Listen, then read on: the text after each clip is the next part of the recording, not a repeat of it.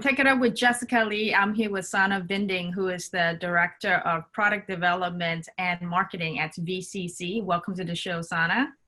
Thank you so much, Jessica. I'm excited to be here. Your company is unusual. You know, it's providing components that provides lighting as a way to signal information to the consumers. And the way you do marketing product development is fascinating to me. So wanted to get your comments on what's going on in this industry, especially because it's a big deal for the IoT space. It is. So I think you have to look at saying good design is good business. And how do you then make sure that it's good design? And if you look at your home, I'm sure you have a lot of products in your home. It can be an Alexa, it can be your remote control, it can be your Bluetooth speaker. And when you connect to these or you use them, there's a lot of lights around them. If it's your Bluetooth speaker, that one, when you need to connect to it, I'm sure you see it, they often use a blue LED, and it will pulse to say, now you're connecting. And then when it has connected, it will stay constant. So that's a way of communicating with the light. And if you look around in the whole world, that was just in your home, but if you zoom out, if you go out and you have to pay for something, there's indication there that says, it's red, you have to wait till it's done. It will turn green when you paid. It's even the traffic light. You see it in your car. There's all these indicators. So the better a product is, the more efficient or the more happy is that end user using that product.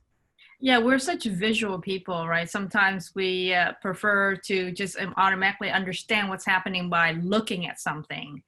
The brain just processes the visual cues so much faster than, say, having to read information. Yeah. So MIT actually has a research that says that the brain, it only takes, to recognize an image is 13 milliseconds. Mm-hmm. So take this into the industrial environment as well. If somebody's operating a machine, the faster you can indicate to that person or that operator, you need to actually do something now. If it's the stop or something's going on, have it as a light, or you have it as an image that they can see on a display is much faster than they need to read a text.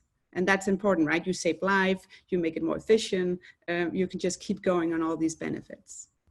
I'm curious about the human understanding of color and lighting as color as the signal, right? Is it really universal that people in, say, America look at green as the same meaning as someone in Europe or in Asia?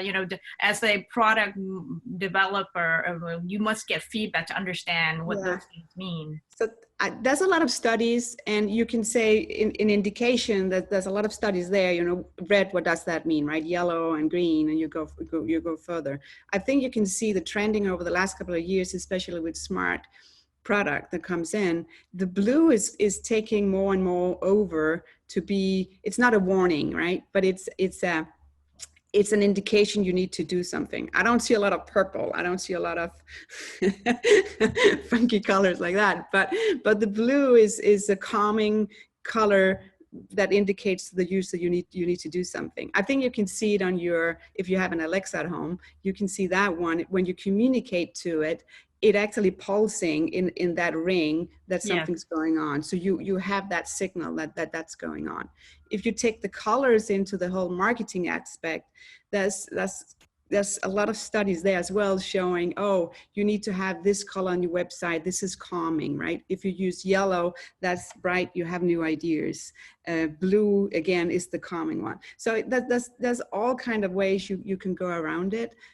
But of course, with VCC, we need to stick with the red, the yellow, the green, and the blue.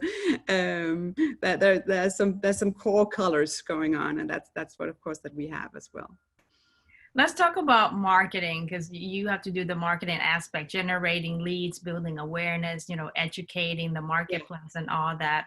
And I like the strategy you've taken, which is to provide really valuable content as the way to engage with prospects. Talk to us more about that. Yeah, so I want to educate. I want to build that trust up to all the engineers that are using our components. And I know when I want to learn, I will research, I'll find out where I get good information or where somebody can teach me what I'm looking for at that point and that moment, what I need.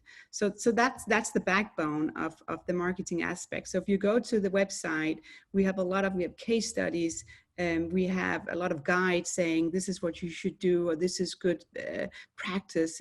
Here's a list of, remember to look at this 1, 2, 3, 4 before you go in and finalize your design. And by doing that without capturing an email, right? Because I think everybody is sitting there. We get all the cold emails coming in, and you're like, yeah, I don't want to respond to it. I don't need your help right now. Some of them are good, I have to admit that, but there's also some that's really poor. And if there's also places where you go out and then you need, if you want that white paper or you want that list, you need to give your email. And I'm like, come on, right? I rather want to build the trust to give it out for free, because then we can help that engineer to do a much better design, help that end user of the product, and all that benefits. It's coming back to us. I believe that if somebody got good information, or we educated them in a really, really nice way so they could perform and have a good product, then they'll come back for more.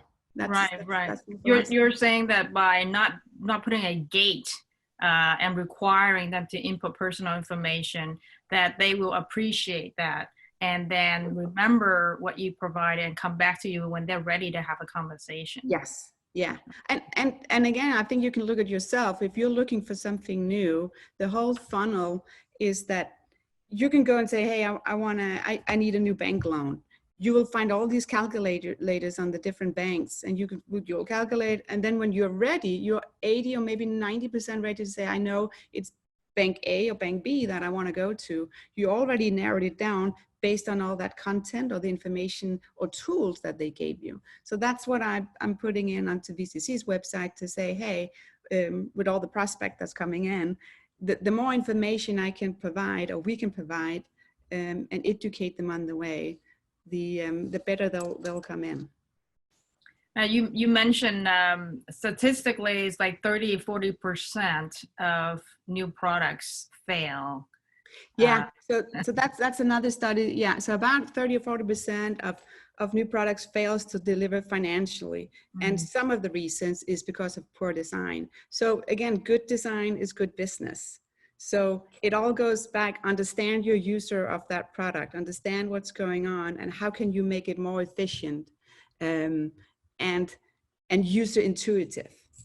Right. Because so in order to really know what the market demands, to know what the customer really wants or needs, you have to have the customers provide that honest feedback.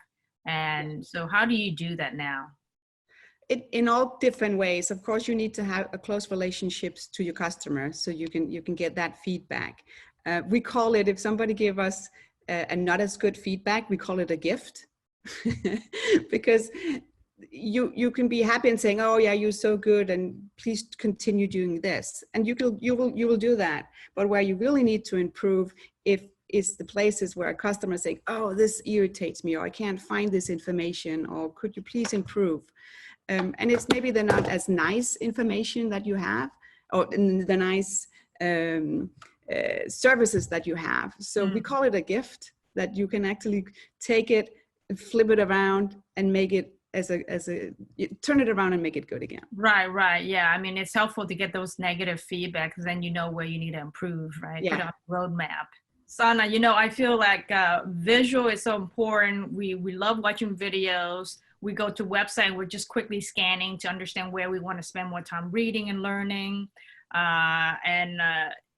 I see this as just continuing to evolve, but accelerate. It's like we expect visual cues. We expect things to be very quick. Your thoughts on the future, the evolution of what's happening in the behavior of the machines, Yeah, no, things are changing, and the changing of your behavior, just as you just mentioned, right? You're scanning that website, you're not reading it first. We multitask. If you're watching a video, you do something else as well. Many people will do that. And it's a change of behavior. And it's scary, but it's also interesting, because for me, I think we need to, again, back to the product, what's going on, what's the change, how can we then innovate much better product so it's easier to use them. And I think you can see as well, if you just look at your home with all the product, devices are getting much smaller. It's getting simpler to use as well. If there's the user interface, it could be a button, it could be just a display, or anything that makes it much more simpler. But it's a trade, right? And it's a balance, because the change of behavior, how you look for information, is just flooding over you. Sannah, I want to ask for your thoughts on the future, right? The evolution of our behavior interacting with machines, and how much we are so much into the visual cues of things. You know, we prefer watching videos to learn about something than really reading.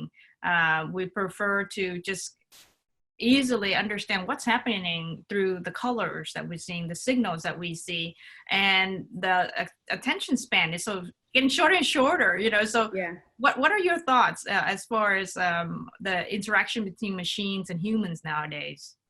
Good question. So the behavior had changed a lot over the last couple of years. I think the information of flooding in, if it's on your computer or if it's on your mobile phone or your cell phone, information is just flooding in. So the attention span is just getting shorter and shorter. And we're down to about 8 seconds right now.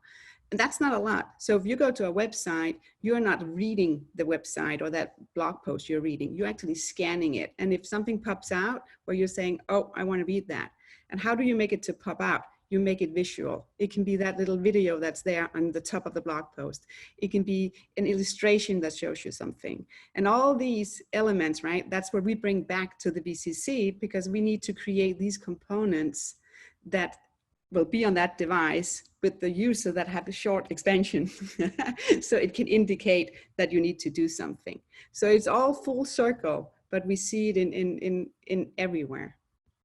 So it's going to become more and more prominent in our everyday life, you know, a lot more signals through colors, as more items become smart devices or smart IoT stuff, right?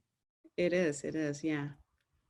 Well, great. I appreciate you being on the show and talking to us about what's happening in your world, providing components that signal information through colors, and looking forward to seeing more products in the world that will help us easily to understand what's happening around us. Thank you so much. I'm happy to be here. There you have it. Take it up with Jessica Lee, Sannah Vinding from VCC.